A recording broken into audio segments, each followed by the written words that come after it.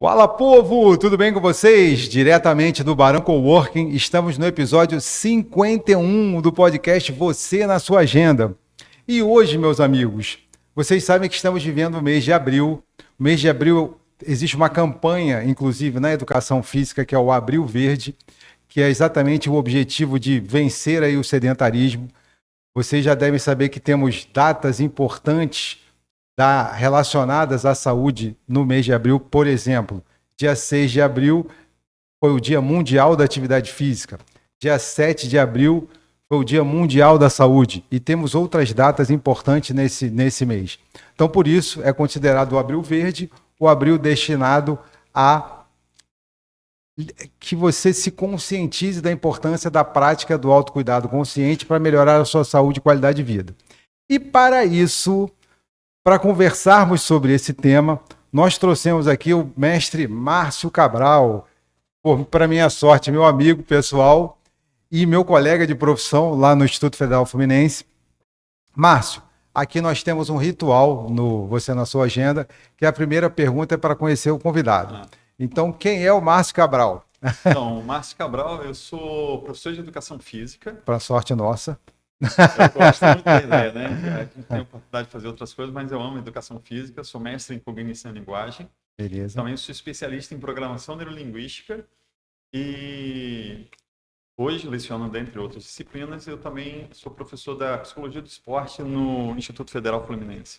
Opa, lá na licenciatura de educação física. Na licenciatura nossa. Que bom. Gente, olha só, e o Márcio, em algum lugar aqui dessa tela, que eu não sei exatamente onde está, vocês estão vendo um QR Code. Esse QR Code tem relação com uma pesquisa que o Márcio está fazendo, inclusive lá no Instituto Federal Fluminense. Márcio, diz para eles aí como é que eles podem ter informações sobre a pesquisa e até participar dela. Ok. Então, esse QR Code vai encaminhar vocês para um link, né, para um formulário onde vocês vão poder, a partir do podcast de hoje, nós vamos trocar um monte de figurinha aqui e vocês podem se inscrever lá, tanto para obter mais informações, quanto para se colocar como voluntário. E eu vou colocar um pouquinho lá no final, eu vou dizer quem pode ser voluntário.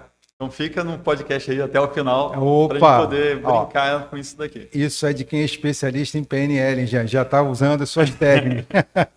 Marcião, então vamos nós para o nosso tema, porque assim, gente, vocês já devem saber que nós vivemos um momento, né, que todas as redes sociais, eu vou dizer até que todos os meios de comunicação falam sobre a importância de você ter um estilo de vida ativo e saudável, né?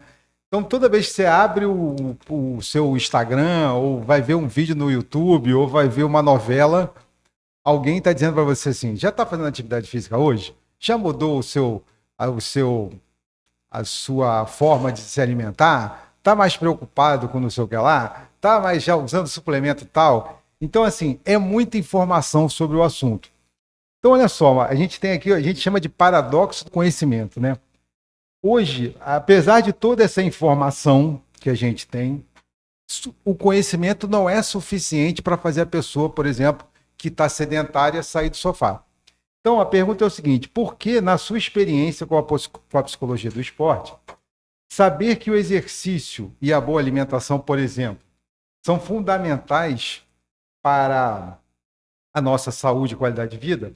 Por que mesmo sabendo disso, essa informação não é suficiente para gerar mudança de comportamento? Então, essa é uma pergunta que norteia, inclusive, parte do estudo que eu estou fazendo para o futuro doutorado. Opa! Né? E essa é uma pergunta que me angustia, de certa forma. Poxa, por que tem tanto conhecimento disponível? Tudo que você quiser hoje está na palma da sua mão. Perfeito. Nós sabemos que precisamos fazer, mas a parada empaca e a gente não faz. Né? Então, existe um abismo entre o saber e o fazer.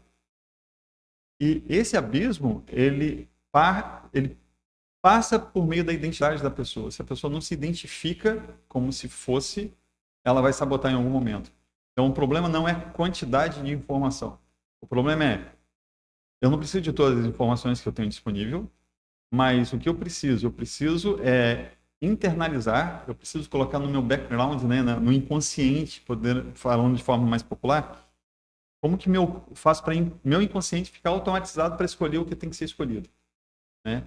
Então, essa é a parte da pesquisa e é assim que a gente trabalha, né? Mas me dá um exemplo prático aí quando você fala de identidade. Identidade, você fala que a pessoa tem que se identificar com, por exemplo, hoje eu sou sedentário, a comunicação que eu consiga me identificar com o eu ativo, é isso? Beleza, isso mesmo. Tá. Então, existe uma hierarquia de níveis neurológicos de aprendizagem. O nível mais básico é o ambiente onde a gente está e o comportamento que a gente faz. Perfeito. O nível mais profundo é a minha identidade. Por que eu faço aquilo que eu faço? Então, por exemplo, pensa numa coisa que você faz com muita facilidade. Não é fácil, mas eu adoro estar aqui ao podcast. Estar aqui Beleza. nesse momento com você, por exemplo. Agora, imagina, quando você está aqui, você pensa que você é quem? Tipo assim, é familiar ou é algo muito estranho? Não, não, é bem familiar. Já estou em casa. Exato, você está em casa. Isso é familiar, isso está dentro da sua identidade. Você se identifica como um entrevistador do... Perfeito. Se você não conseguisse se identificar como isso, Não trava ia tudo e acontecer. fica complicado. E aí você não consegue se comportar como se fosse. Entendi. Esse é o nível mais profundo de que a gente tem conhecimento na ciência hoje para você fazer uma mudança duradoura. Gente, já viu que o negócio vai ficar bom aqui, hein, meu povo?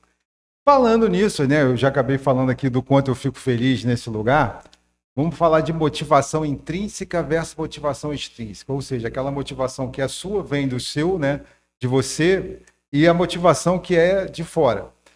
A teoria da autodeterminação fala que nem toda motivação é igual.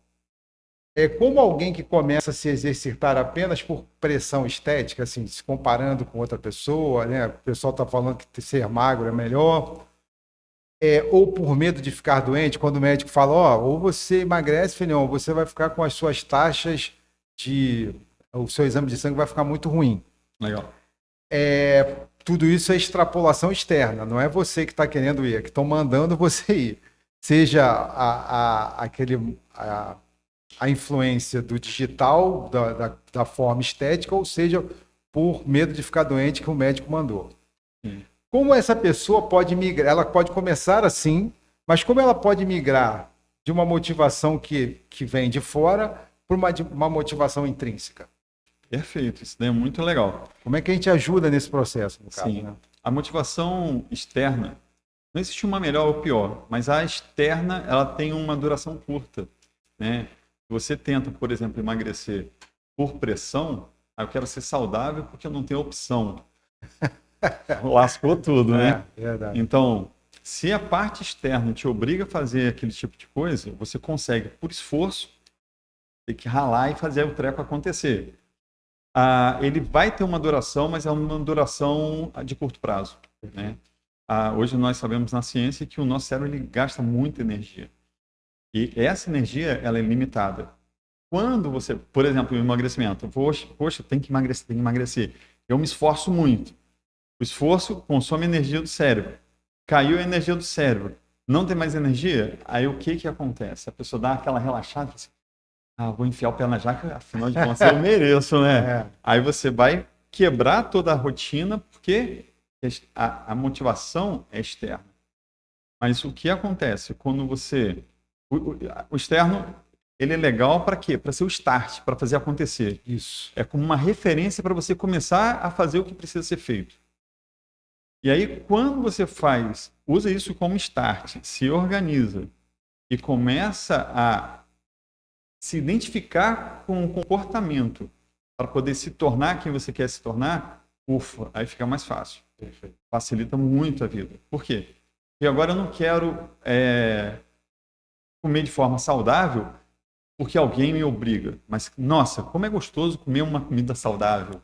Eu quero eu quero fazer atividade física. Quando faço, ao invés do eu preciso, você mudar para eu quero, para o inconsciente, para o cérebro, nossa, mudou tudo. Mudou tudo. Beleza. Nós temos os pilares do MEV, né? Movimento do estilo de vida. Aí, dentre eles, tem a prática regular de atividade física, temos a alimentação saudável, o sono, o manejo do estresse, conexões sociais. E como a falta de equilíbrio em um desses pilares, né? Como um sono ruim, por exemplo, que, aliás, eu vejo que é uma das coisas que a neurociência descobriu que é um dos pilares mais importantes para a nossa saúde, e eu vejo que a gente ainda está dando pouca atenção para esse pilar, Sim. né? Mas como um desses pilares negativos pode sabotar a força de vontade, ou melhor, pode sabotar o processo, né, na mudança de rotina, por exemplo, para a gente praticar exercício. Então, é muito legal porque esse movimento, o MEV, ele faz essa separação desses 6 elementos, só que ele faz para facilitar a análise, o acompanhamento e saber onde focar. Só que se a gente der um passo anterior, a gente não está falando de elementos diferentes. A gente voltando para a identidade, a gente está voltando para uma pessoa que dorme mal, uma pessoa que não se movimenta. Quando a gente volta para o ser humano como indivíduo, se ele melhora, as outras coisas vão começar a melhorar naturalmente. Se ele tem uma motivação intrínseca, a gente falou anteriormente, de que, nossa, eu me amo, eu quero cuidar de mim. De forma muito natural, ele vai procurar dormir mais cedo, evitar telas antes de dormir, acordar cedo, dormir cedo, evitar as outras coisas. Então, todos os outros elementos, ele começa a se reorganizar, se reequilibrar, porque a primeira coisa que está acontecendo, ele quer cuidar de si. Isso é muito interessante de cuidar de si, porque me lembra as questões até do Evangelho, né? Aquele ditado universal, para você fazer o próximo que eu gostaria que fizesse a si próprio. Perfeito. E é muito interessante isso porque tem duas pessoas envolvidas, tem um próximo e a si próprio. Se eu não cuido de mim, o que eu estou fazendo para o próximo? Então, às vezes, tem pessoas que fazem exatamente isso, né? Puxa, cuida maravilhosamente de outras pessoas. E a vida dele está lascada, ou seja, não tem um propósito universal. Então, qual é a ideia? Primeiro, cuida de si. Quando o avião vai caindo, a gente recebe aquele instrução da aeroporto. A aeromoça está lá, então, o avião vai morrer todo mundo. Então, o que vocês vão fazer para não morrer? Vamos botar primeiro, não vai morrer mesmo. Primeiro coloca em você e depois no outro. Então, primeiro a gente cuida da gente, e isso não é egoísmo. Isso é o básico. Então, primeiro a gente tem o autocuidado para a gente depois cuidar das outras pessoas. E aí funciona. Então, todos esses elementos começam a se reequilibrar. Puxa, muito boa essa lembrança de que o autocuidado não é egoísmo. Não. Porque algumas pessoas ainda pensam nisso, mas não é. Para você poder, é o que você acabou de falar, a teoria do avião, né? Quando descem as máscaras, você tem que colocar em você primeiro para poder você estar pronto para salvar os outros. Bom, e aí a gente já passou até por algumas estratégias de PNL que você foi falando aí, mas agora a gente chegou na psicologia, papel das emoções nessa história, né? Muitas vezes o não fazer está ligado ao uso da comida ou do sedentarismo como um mecanismo de escape emocional. Isso que você falou assim, eu mereço comer aquele hambúrguer podrão, que o pessoal fala aqui em Campos. Eu mereço ficar deitado 3 horas vendo Netflix com pizza e Coca-Cola. Como a psicologia esportiva ajuda o indivíduo a lidar com as barreiras emocionais antes mesmo dele calçar o tênis. Boa. Então, pensando em barreiras emocionais, tem um adendo que a gente seria legal acrescentar, de que se for algum problema específico que seja necessário um psicólogo, uma psicologia clínica, então precisa procurar um profissional da área para poder ter aquela visão mais específica sobre o problema.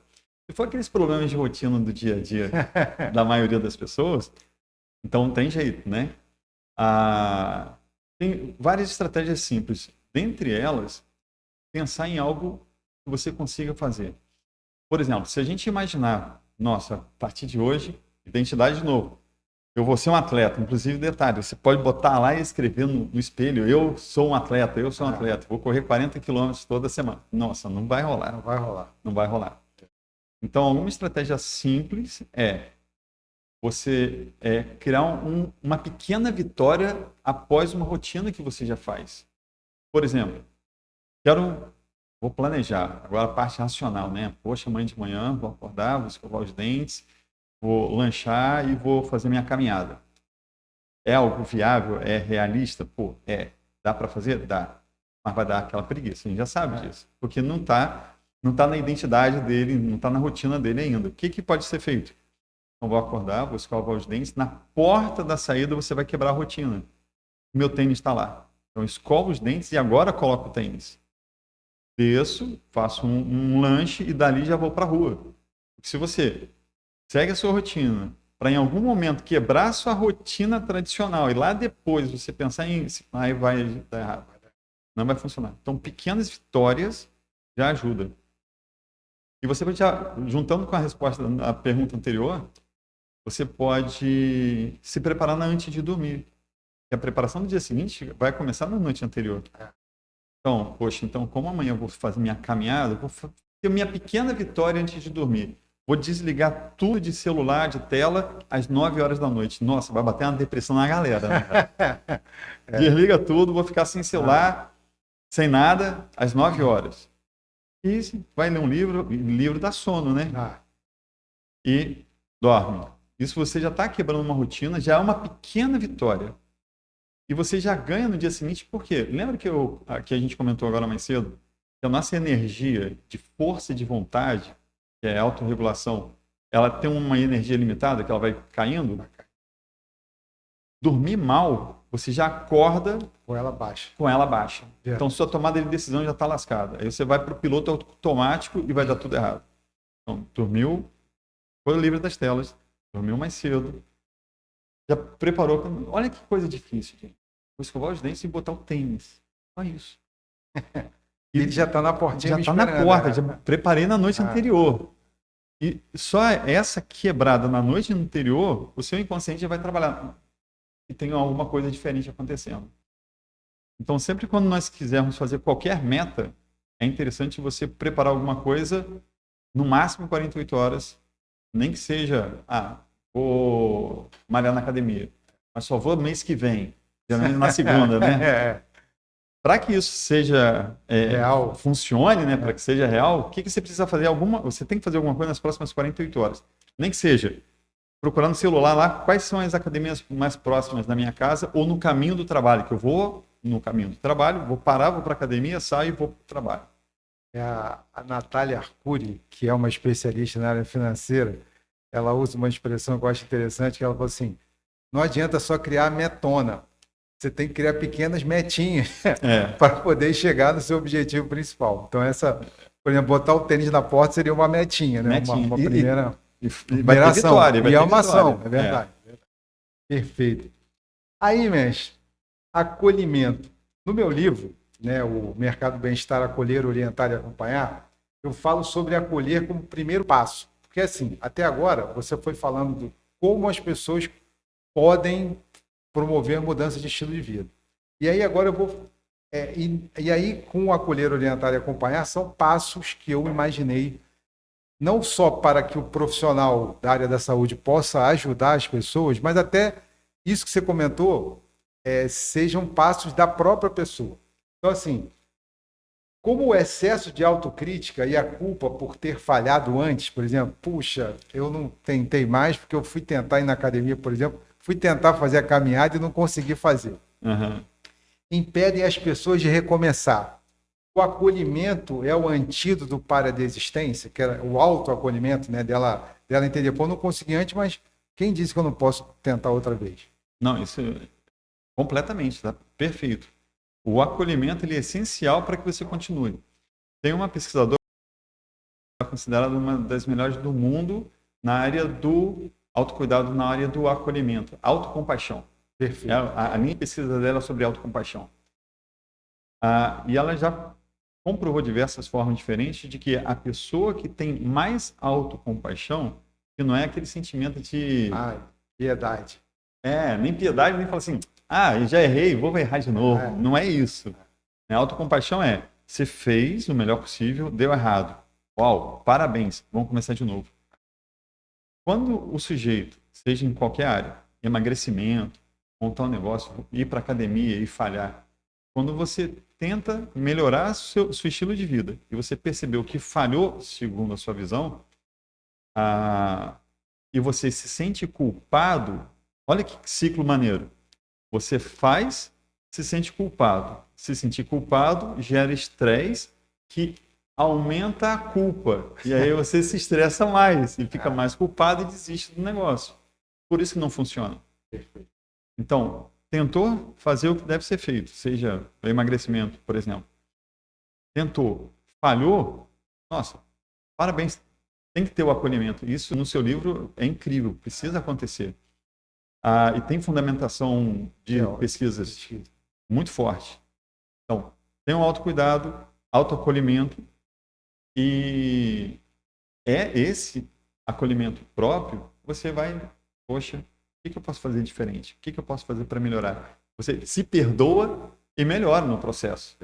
E é assim que funciona. Todos os grandes empresários, isso é muito interessante também, né? Você gosta de empreendimento, né? Todos os empresários que, quando eles abrem falência, se deu mal por algum motivo, ele fala assim, nossa, sou horrível, sou um fracassado, ele não vai abrir mais empresa e ele vai se afastar do negócio.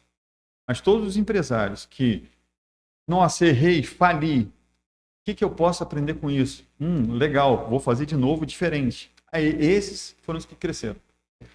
Então, a gente precisa ter o acolhimento, e isso é muito interessante para o profissional, como você falou, fala no seu livro lá, né? Quando o profissional chega o aluno, o profissional ele acolhe o aluno, é um outro item fundamental para a mudança de identidade, porque quando o profissional acolhe o aluno, ele é uma testemunha do processo, de como ele chegou e de como ele está se transformando numa nova pessoa, que era o objetivo dele de melhor qualidade de vida, melhor peso, melhor pessoa. Perfeito. Depois, então, eu preciso muito dessa autora. Você me passou o nome dessa autora para a gente estudar, Autocompaixão. Autocompaixão. Bom, aí vem a segunda parte, que é a questão da orientação, né? Acolher e orientar. O segundo passo é orientar. Qual o erro mais comum na hora de traçar planos de saúde? Traçar planos para a mudança de estilo de vida, por exemplo. Como a psicologia ajuda a transformar objetivos abstratos do tipo quero ser saudável, aquele geralzão, em orientações comportamentais que o cérebro realmente vai entender.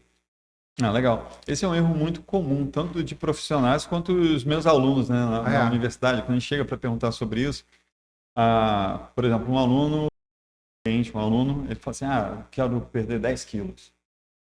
Essa é uma meta orientada para resultado. Isso. O cérebro não sabe, eu quero emagrecer para o verão. O cérebro não sabe o que isso significa de fato.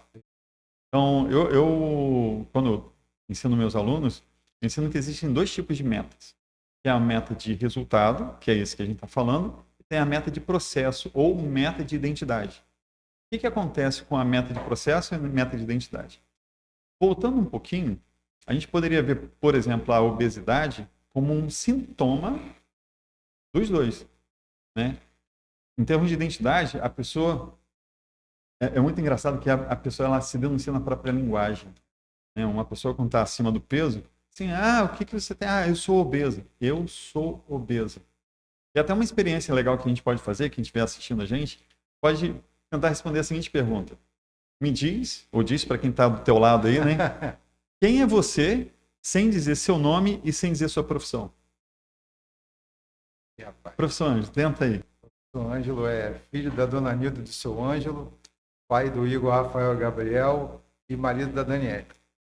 Percebe que não é tão natural? Não. Tem que parar para pensar para fazer. E aí muitas pessoas falam assim, eu sou obeso, eu sou depressivo, eu sou ansioso, eu sou estressado. Quando a gente fala eu sou, está no nível mais profundo da hierarquia dos valores, na hierarquia da aprendizagem. Ou seja, eu sou, é minha identidade. E na verdade não é a sua identidade. Né?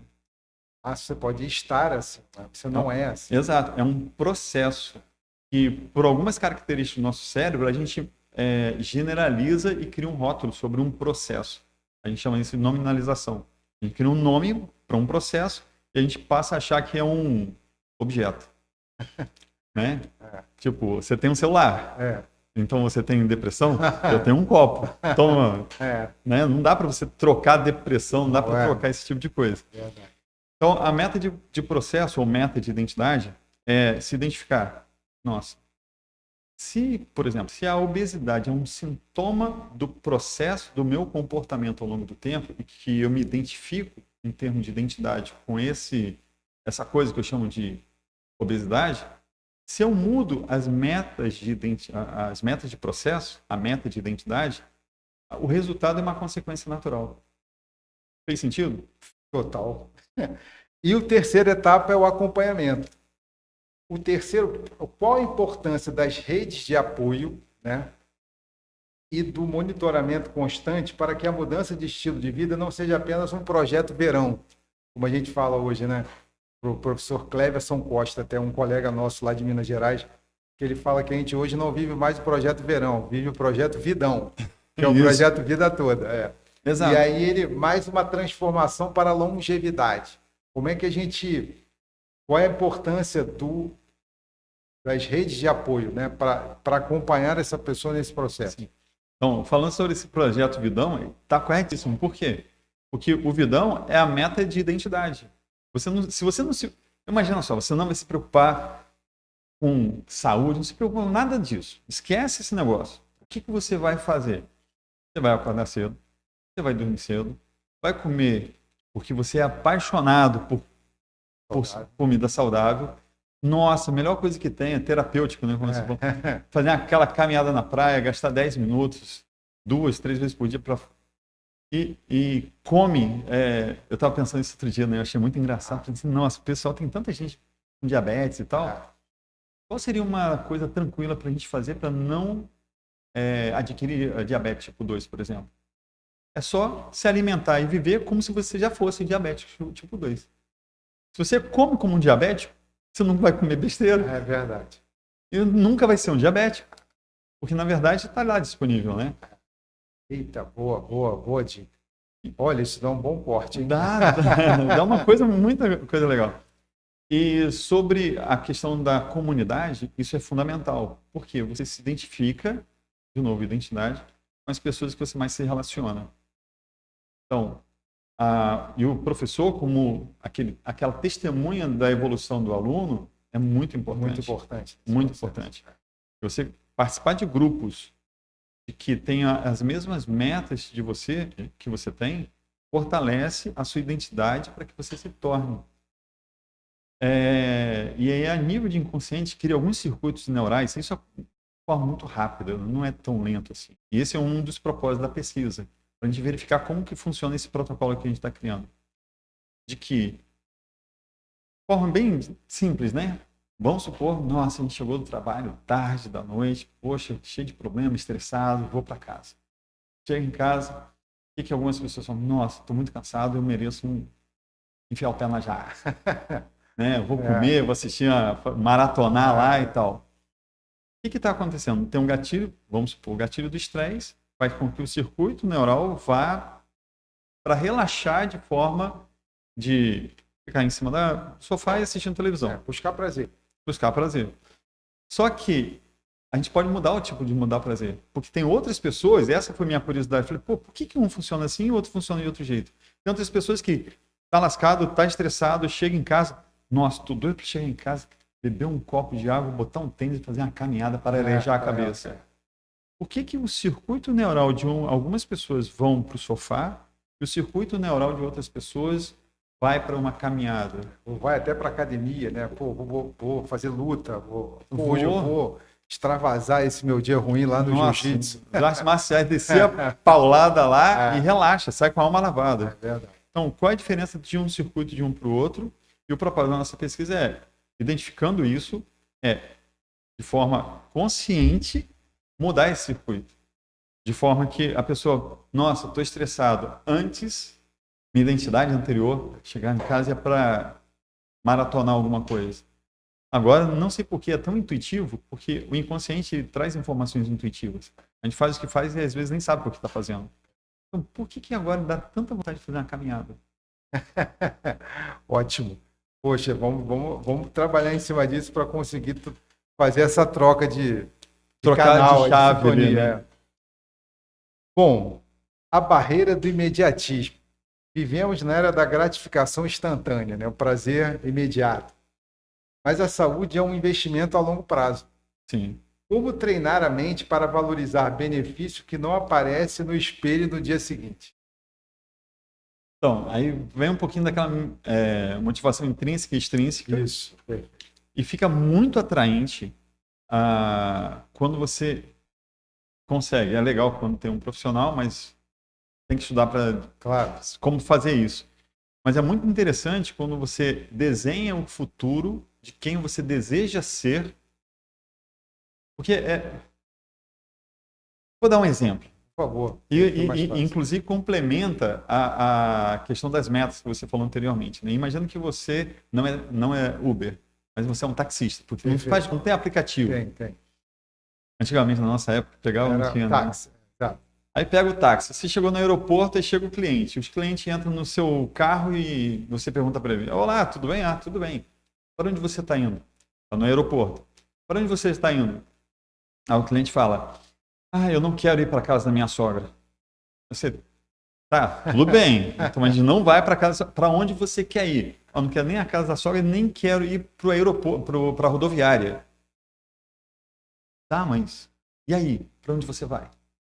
Percebe que a gente fica perdido?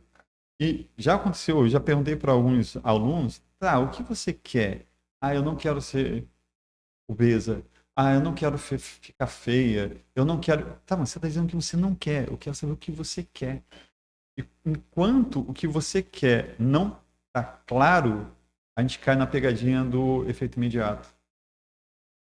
Então, qual é a ideia? Você conseguir desenhar e literalmente desenhar. Eu adoro papel e caneta, né? Eu tenho uns eletrônicos, mas, nossa, para mim nada substitui papel e caneta. Pega papel e caneta, um exercício para quem está em casa, quem está ouvindo a gente. Pega papel e caneta e desenha. Se eu alcançasse todos os meus objetivos, quem eu seria, de novo, identidade, quem eu seria daqui a 5 anos com tudo que eu alcancei? E aí você começa a desenhar realmente onde você quer chegar. Quando fica claro na nossa cabeça onde eu quero chegar, agora o inconsciente, que é mais intuitivo, ele sabe para onde te direcionar. Então, ao invés de você olhar para o espelho e falar assim, nossa, eu estou horrível. Nossa, você não precisa nem olhar para o espelho, porque a sua visão está lá na frente, não está no espelho. E então a mudança acontece de forma muito mais natural, muito mais intuitiva. E por ser intuitivo, chega na hora da refeição, sim, tem isso e tem aquilo. Uma comida saudável e uma comida que não é tão saudável. Nossa, como a minha visão está lá na frente... Já sei onde eu quero chegar, então agora eu sei o caminho. Mas o engraçado é que a pessoa, depois que passa pelo processo, ele pensa isso de forma intuitiva. Nossa, eu estou comendo comida saudável, nem sei direito por quê, o que aconteceu comigo. Verdade. É muito gostoso isso. Bom, aí teve você já falou durante a nossa conversa que você comentou sobre essa coisa, a influência do ambiente nesse processo de mudança. Né? Quando você fala de bota o tênis logo do lado da porta e tal. Então, às vezes o problema não é a pessoa, mas o ambiente onde ela vive. Como podemos orientar nosso entorno para que o hábito saudável se torne o caminho de menor resistência? Nós temos... quando a gente pensa em termos de família, por exemplo, se você é um jovem, quer ter uma vida saudável e depende dos pais, você tem um desafio maior. Maior, verdade. Meio que você vai ter que... A gente até procura fazer isso com nossos alunos, né? De ajudar os nossos alunos a educarem os pais a terem mais longevidade, uma vida ativa e tal. Mas o desafio é maior se ele não decide o que vai entrar em casa. E não é ele que vai ao mercado. Mas existem outras estratégias que dá para a gente fazer, né? Se você tem autonomia para poder organizar a sua casa. E são coisas simples, de novo. Não tem que ser algo muito complicado. Coisas simples. Assim como o tênis está na porta do banheiro ali, quando você abre a geladeira, a fruta é a primeira coisa que você olha. E não o bolo de chocolate. Né? Puxa vida. Né? Já teve gente que desligou agora o YouTube pois depois dessa... O que não impede de comer o bolo de chocolate. Não impede. Pode comer? Pode, óbvio. Mas tem essa estratégia simples. O tênis na porta, colocar a fruta à disposição fácil. Vai trabalhar em casa por algum motivo, estudar, água disponível, Quando a gente experimenta isso, né? Que coloca a garrafinha de água por perto, sem sede. Pô, parei para pensar numa coisa. Já vai beber. Aí a gente bebe a água. Então, a gente, com essas mudanças no design do ambiente, a gente consegue, de forma sem resistência, ir mudando. Inclusive, a ideia de ir para a academia no caminho do trabalho. Se você organiza a sua vida, que você vai para a academia, da academia para o trabalho, coloca a academia no meio do caminho, para você não precisar voltar, aí Ou você na cria ida ou mais na volta. não criar resistência, né? Perfeito. Então, organiza a sua vida lá de forma mais simples possível, colocando o que tem que ser feito no meio do processo. Teve uma vez que eu precisava estabelecer algumas metas. Eu trabalhei lá no Rio Grande do Sul e às vezes eu não conseguia cumprir a meta. E aí eu aprendi que a gente tem um treinamento que eu recebi, tem dois tipos de pessoas. As pessoas que ficam acomodadas e as pessoas que ficam incomodadas. Legal, legal. E aí, para fazer essas mudanças simples, né? A gente tem algumas pessoas escutando isso daí agora. Legal, tive algumas ideias, queria mudar isso e isso. Então, sugestão, pode fazer, sabe o quê? Vai agora, coloca duas moedas, uma pedra dentro do tênis e só tira depois que fez essas mudanças. Ou você está incomodado? Então, deixa a pedra lá no tênis. Na época, eu botei duas moedas, que ficava aquele troço pulando no pé do sujeito, era chato pra caramba, né? Eu falei, só vou tirar depois que eu cumprir o meu checklist das coisas que eu tenho que fazer. E funcionou. E quando tira a moeda do tênis, né, do sapato, cumpri minhas metas, né? Então são coisas simples que funcionam. Então, para a gente fechar aqui, meu irmão, caraca, que conteúdo rico, sensacional. Obrigado. Então, imagina que a gente tem agora várias pessoas nos escutando, né? Tal. Eles não estão escutando exatamente agora, vão escutar a partir de amanhã, que o Kailan vai publicar isso no nosso canal Boa Talks do YouTube. E aí, ela não começou, ela ainda está travada, ela está naquela situação do título da nossa conversa. Sabe que precisa, todo dia ela vê lá o que tem que ser feito, mas ela não conseguiu fazer. Qual a orientação que você dá para aquele primeiro passo para a mudança acontecer? Para um estilo de... Vamos focar aqui na nossa área de atuação, que Sim. A gente fica com lugar de fala, né, como o pessoal diz. Para sair da vida sedentária para uma vida ativa. Ótimo. Então, uma coisa muito simples, que pode ser feita agora, hoje, antes de dormir. Pega lá um papel e caneta, pega um bloco de notas e pode ir para o nível de identidade. Tipo, eu sou uma pessoa que... E complete a frase. Pensa onde você quer chegar. Eu estou sedentário, mas eu quero fazer caminhadas. Eu sou uma pessoa que faço caminhada todos os dias, com prazer. Eu sou uma pessoa que gosta de fazer a caminhada, porque a ação é onde geralmente foca. Mas o sentimento que faz a ação acontecer é que é mais importante. Então, eu gosto de fazer caminhada todos os dias. E essa frase, aparentemente simples, ela vai para o nível de identidade. Coloca isso na carteira, coloca em algum lugar que pode ver. Que você vai ver sempre, né? Exato. Agenda. Isso, anota, bota lá todos os dias na agenda lá, que vai te incomodar. E quando você assume como se fosse, o sentimento, o desejo de se tornar aparece. Tem um colega meu em São Paulo, ele comentou que ele tinha lido um artigo que é o seguinte, que as pessoas que se identificam como, por exemplo, ex-drogado, têm uma tendência de voltar para as drogas mais do que aqueles que se identificam como uma pessoa saudável. Quem você é hoje? Lembra que a gente estava falando? Quem você é? Eu sou um ex-drogado. Ele se identifica e aí cria a imagem. Continua lá, né? E aí tem que se esforçar para eliminar. Mas quando a mesma pessoa respondesse algo como: quem você é? Eu sou uma pessoa saudável. Quem você foi? Um dia eu usei droga. Isso. Neurologicamente, isso tem uma diferença enorme. Né? Então, escreve. Eu sou uma pessoa que gosta de... Completa a frase. Caraca, gente, olha só. Irmãozão, mais uma vez, obrigado pela participação. Você já viu que você vai ter que voltar aqui, a gente vai ter que criar outros temas para você poder voltar. Vai ser um prazer.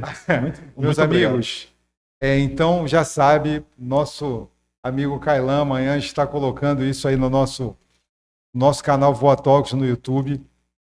Você acabou de assistir o episódio número 51 do podcast Você na Sua Agenda. E não esqueça de, se você ficou interessado nesse nosso papo, se você quer participar da pesquisa que o professor Márcio está desenvolvendo lá no IFE, daqui no Instituto Federal Fluminense de Campos, é só acessar o QR Code que está por aqui na nossa tela para que você possa acessar. Alguma dica sobre esse... Isso. Essa pesquisa vai acontecer com mulheres acima de 18 anos. Perfeito. E não precisa se preocupar se está acima do peso ou não. Tá. Né? Então, tá lá. Mulheres acima de 18 anos. Mulheres acima de 18 anos universitárias. É o nosso público-alvo. Tá. Mas tem que ser ativa, sedentária ou não? Tanto faz. Só tem que ter mulher acima de 18 anos. Isso. E aí, nesse QR Code, não é só para os voluntários, mas se alguém tiver alguma pergunta, tem uma caixinha lá de mensagem que eles podem perguntar o que quiser, fique à vontade e assim que possível a gente vai respondendo e entrando em contato com todo mundo. Perfeito, irmão. Obrigado mais uma vez e fica ligado até o próximo episódio.